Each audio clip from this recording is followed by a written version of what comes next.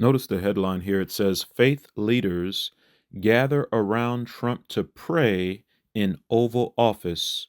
Incredible day. It states here the White House released an image of the faith leaders gathered around Trump in prayer inside of the Oval Office. And he was attended by some Baptist leadership, such as William Wolfe. Many of you are familiar with Pastor Robert Jeffries, who is the pastor of the First Baptist Dallas Church, and a number of other individuals, such as David Barton from WallBuilders. So what stood out to me about this event is that there is no video of what they spoke about or mentioning of what was discussed. And when you really consider that, we know that the Sunday movement is making its way in darkness. Though they're praying over Trump, not only is this a union of church and state, we know that when church and state united in Christ's day, it led to his crucifixion.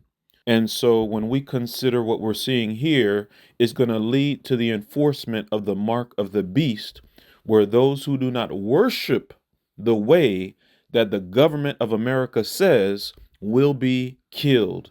That is where we are headed in America under President Donald Trump. Now, when you also consider the fact when Jesus was crucified, before that, the church leaders came at nighttime to arrest Christ. So they did their workings in darkness. Likewise, though we aren't being told that they are discussing the enforcement of Sunday, we know that that discussion is being had.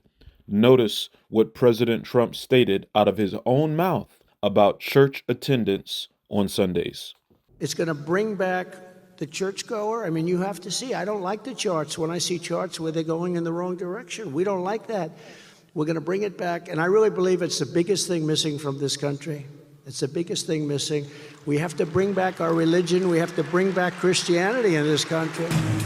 So Trump has already told us on the campaign trail that he doesn't like the church attendance numbers, how they're going downhill. And they need to fix that. We need to change that. And the only way to do that is through legislation. So a Sunday law is imminent.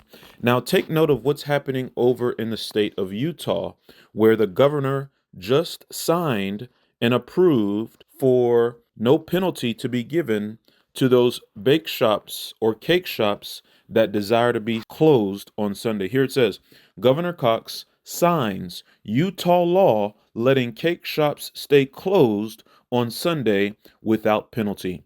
Brothers and sisters, though this law is not the mark of the beast, this law sets the stage and the precedence for preference regarding Sunday, and soon, just as the Latter-day Saints passed legislation in favor of themselves, likewise, evangelicals across America are going to do the same, showing that we are seeing apostate Protestantism at work in America. But here's what we need to ask ourselves.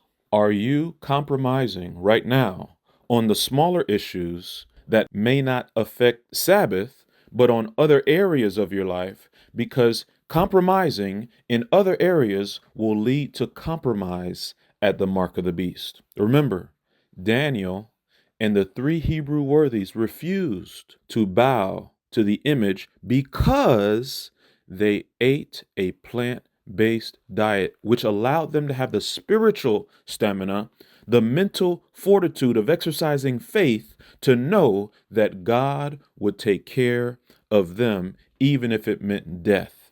Brothers and sisters, we must be surrendered in appetite. We must be surrendered in other areas of our life so that when the mark of the beast is passed, we have the spiritual stamina and fortitude to stand even in the face of death, because we know the true Sabbath is Saturday, but soon Sunday will be legislated by law in America. Seventh-day Adventists have been preaching this for over 100 years, and now we see Bible prophecy fulfilling. Let us be faithful, and let us watch and pray as we approach the national Sunday law, where it will be the law of the land in all 50 states very, very soon. Luke 16 and verse 10 tells us, "He that is faithful in that which is least is faithful also in much. And he that is unjust in the least is unjust also in much."